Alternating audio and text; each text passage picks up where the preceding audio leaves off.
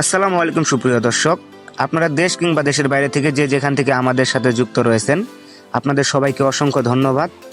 তো দর্শক, আজকে আপনাদেরকে জানাই দেওয়ার চেষ্টা করব বর্তমান পঞ্চগড় শুকনা মরিচের কি খবর। তো দর্শক, আপনারা তো দেখতে পাচ্ছেন আমি এই মুহূর্তে রয়েছি একটা শুকনা মরিচের মাঠে, যেখানে অনেকগুলো মরিচ লাড়া হয়েছে। তো আপাতত কৃষকের ক্ষেতে মরিচ একটু কম পাকছে, তার জন্য চটে মরিচ কম দেখা যাচ্ছে। তারপরে টুকটাক যা আনছে কৃষক ভালো মরিচ এই তুলে আনছে এখানে। তো এগুলো এখন প্লাস্টিকের উপরে এগুলো শুকানো হবে।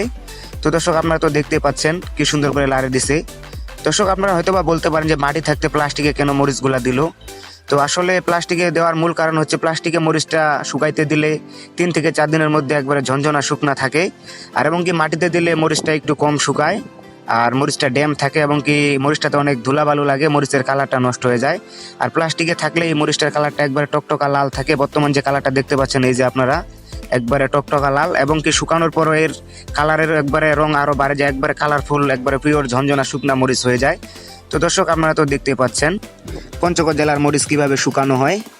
তো দর্শক, আপনারা চাইলে পঞ্চগড় জেলা থেকে দেশের যে কোনো প্রান্তে মরিচ নিতে পারবেন। শুকনা মরিচ একবারে ঝনঝনে শুকনা থাকবে। আর আপনারা যদি কেউ মরিচ নিতে চান তাহলে স্ক্রিনে দেওয়া নাম্বার আছে, এই নাম্বারে যোগাযোগ করতে পারেন। আপনারা চাইলে দেশের যে কোনো প্রান্তে মরিচ নিতে পারবেন আমাদের কাছ থেকে।